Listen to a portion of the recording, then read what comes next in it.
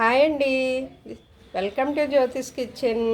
ఈరోజు మన కిచెన్లో రెసిపీ వచ్చేసి పాయాసం అండి. పాస్తాలతో మనము పాయాసం చేస్తామన్నమాట.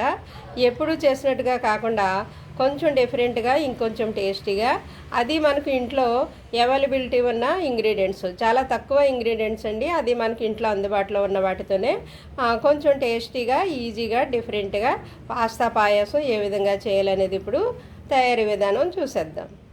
ఇదిగోండి, పాస్తా పాయసం కోసం మనకి కావలసిన పదార్థాలు. ఇదిగో పాస్తాలు అయితే ఒక కప్పులో సగం తీసుకున్నాను నేను. దీంట్లోకి మనము నానబెట్టిన సగ్గుబియ్యం వేస్తే బాగుంటుందండి. హాఫ్ అన్ అవర్ ముందు నానబెట్టుకోవాలన్నమాట. అవి త్వరగా ఈజీగా ఉడుకుతాయి. తర్వాత నేను బెల్లం తీసుకున్నాను ఒక చిన్న కప్పుడు. అలాగే డ్రై ఫ్రూట్స్ ఇందులోకి జీడిపప్పులు, కిస్మిస్, అదేమో ఇలాచీ పొడి అనమాట. మనకి ఇందులోకి మిల్క్ కూడా అవసరమే. పాలతోనే కదా మనం పాయాసం చేస్తాము.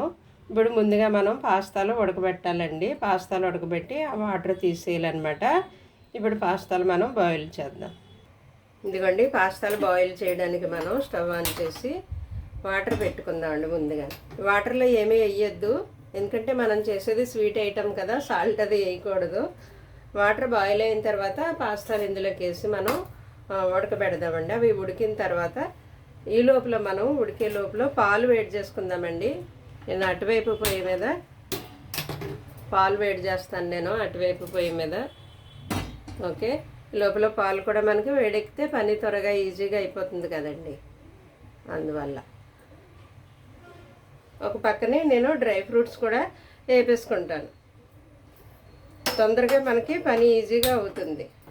ఓకేనా, ఇటువైపు ఏమో నేను డ్రై ఫ్రూట్స్ వేపుకుంటాను. ఇక్కడ ఇది పెట్టుకుని దీంట్లోకి నెయ్యి వేస్తాను. అక్కడేమో పాలు వేడెక్కుతున్నాయి, ఇక్కడేమో పాస్తాలు ఉడుకుతాయి అన్నమాట. ఓకే, డ్రై ఫ్రూట్స్ ఇక్కడ పెట్టుకుని మీకు చూపిస్తాను. పాస్తాలు వాటరే కాబట్టి పర్వాలేదు, బాయిల్ అవుతూ ఉంటాను. దీంట్లోకి మనం నెయ్యి వేసి డ్రై ఫ్రూట్స్ వేపుకోవాలండి. నెయ్యి వేద్దాము, కొంచెమే, ఎక్కువేమీ అవసరం లేదు. అవి వేగడం కోసమే అన్నమాట డ్రై ఫ్రూట్స్. అలాగ అన్ని పొయ్యిల మీద అన్నీ పెట్టేసుకుని చేసుకుంటే మనకి త్వరగా అయిపోతుంది వంట. ఎందుకంటే సమయం ఊరికే రాదు కదండి. మన సమయం అంతా వంటగదిలోనే మనం ఖర్చు పెట్టేస్తే మిగతా పనులు చేసుకోవడానికి సమయం సరిపోదు, హడావుడైపోతుంది. సో ఇలాగా 2-3 పొయ్యిలు, మనకి ఇప్పుడు 4 పొయ్యిలు అవైలబిలిటీ ఉంది కదండి. ఇదివరకు మన అమ్మమ్మలు అయితే ఒకటే పొయ్యి ఉండేది, ఆ పొయ్యి మీద అన్నీ చేసేవారు. ఇప్పుడు మనకి 4 పొయ్యిలు ఉండే స్టవ్లు దొరుకుతున్నాయి. వాళ్ళైతే కట్టెల పొయ్యి మీద చేసేవారు. ఇది జీడిపప్పు కొంచెం వేగిన తర్వాత మనం కిస్మిస్ వేపుదాం. అవి త్వరగా వేగిపోతాయి, మాడిపోతాయి. మీ దగ్గర కొబ్బరి ముక్కలు ఉంటే అవి కూడా మీరు వేసుకోవచ్చు ఇందులో. నా దగ్గర కొబ్బరి కాయంది ముక్కలు చేయలేదు, దీనికోసమని చిన్నది కొట్టడం ఎందుకని ఆపేస్తాను అనమాట. చూడండి, ఈ విధంగా వేగితే సరిపోతాయి అన్నమాట. ఓకే, నేను అవతలది తీసి ఇటు పెట్టుకుంటాను వాటరు. ఇదిగోండి, ఈ విధంగా వేగితే సరిపోతాయి డ్రై ఫ్రూట్స్. అయితే ఇప్పుడు మంట హైలో పెట్టి నేను వాటర్ బాయిల్ చేస్తున్నాను పాస్తాలు ఉడకబెట్టడానికి. ఈ లోపల అటువైపు కూడా పాలు వేడెక్కుతూ ఉన్నాయి. సరే, వాటర్ బాయిల్ అవనిద్దాం. ఇదిగోండి, వాటర్ ఈ విధంగా బాయిల్ అయ్యేటప్పుడు మనం పాస్తాలు వేయాలి. ముందే వేస్తే అవి అతుక్కుపోతాయి అన్నమాట. చల్లటి వాటర్లో వేయకూడదు పాస్తాలు. అవి వేడెక్కిన తర్వాత మనం వేసి ఒకసారి ఇలా కలిపేస్తే అవి ఉడుకుతూ ఉంటాయి. కొంచెం హాఫ్ బాయిల్ అయితే చాలండి, మిగతాది మనకి పాల్లో ఉడుకుతుంది అనమాట. నేను చూపిస్తాను ఎంతవరకు ఉడకాలనేది మీకు. ఉడకనిద్దాం. మంట కొంచెం మీడియం ఫ్లేమ్లో పెట్టి ఉడకనివ్వాలి. ఇదిగోండి, పాస్తాలు ఈ విధంగా ఉడికితే సరిపోతుంది అనమాట. ఇలాగా ఇవి కలర్ మారాయి కదా, అది గుర్తుపెట్టుకోండి. ఇలాగా ఇప్పుడు మనం దీన్ని తీసేయాలి. తీసేసి స్ట్రైనర్లో వేసేయాలి, వాటర్ తీసేయాలి. ఈ వాటర్తో మనం వండితే గంజి గంజిలాగా ఉంటుంది అన్నమాట, అందువల్ల బాగోదు. అయితే నేను దీంట్లోకి పాలు వేస్తున్నాను ఇప్పుడు.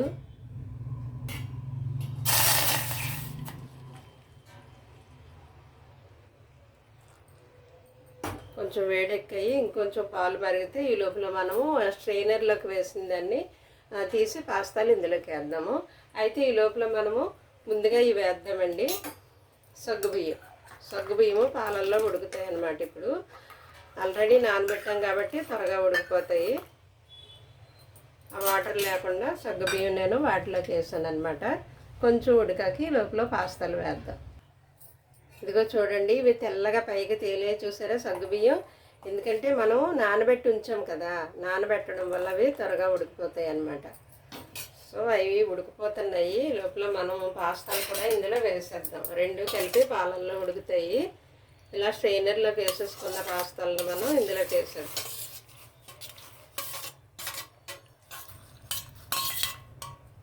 అంతే. ఇప్పుడు అవి సగ్గుబియ్యము పాస్తాలు రెండు కలిపి ఉడుకుతాయి అన్నమాట. కొంచెం ఒక 5 మినిట్స్ ఉడికిన తర్వాత మనం ఇందులో బెల్లం, ఇలాచీ పొడి, బెల్లము, డ్రై ఫ్రూట్స్ ఇవన్నీ వేసేద్దాం. కొంచెం ఒక 5 నిమిషాలు అలాగా పాలల్లో ఉడకనిద్దాం వీటిని. ఓకేనా? ఇదిగోండి, కొంచెం ఉడికాయి పాస్తాలు, సగ్గుబియ్యము పాలల్లో ఉడికాయి. చూసారా? ఈ టైంలో మనము బెల్లము వేసేయచ్చు అనమాట దీంట్లోకి. నేను ఆల్రెడీ తురుము పెట్టుకున్నాను బెల్లము, సో త్వరగానే కరిగిపోతుంది. అయితే ఇప్పుడు మనం ఇలాచీ పొడి కూడా వేసేద్దాం. మీ దగ్గర ఇలాచీ పొడి లేకపోతే చితగ్గొట్టి వేసేసుకోండి, యాలక్కాయ. అలా కూడా బాగానే ఉంటుంది కదా, ఆ టేస్ట్ దానికి దిగుతుంది. ఈ బెల్లం ఒకసారి దీంట్లో కలుపుదాం.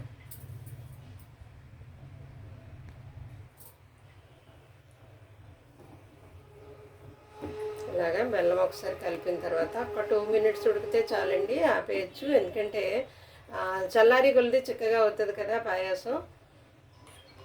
సో కొంచెం ఉడికితే మనం ఆపేయచ్చు అనమాట. ఇదిగోండి, బెల్లం వేసిన తర్వాత ఒక 2 మినిట్స్ ఉడికితే సరిపోతుంది. ఈ లూజ్ ఉండాలి మనకి, ఎందుకంటే చల్లారితే మరలా చిక్కగా అయిపోతుంది కదా. ఈ టైంలో మీరు మీ స్వీట్ సరిపోయింది లేదో చూసుకోండి, బెల్లం సరిపోయింది లేదో. నేను షుగర్కి బదులు బెల్లం వేసాను. మీరు మీ ఇష్టం, యాజ్ యూ లైక్.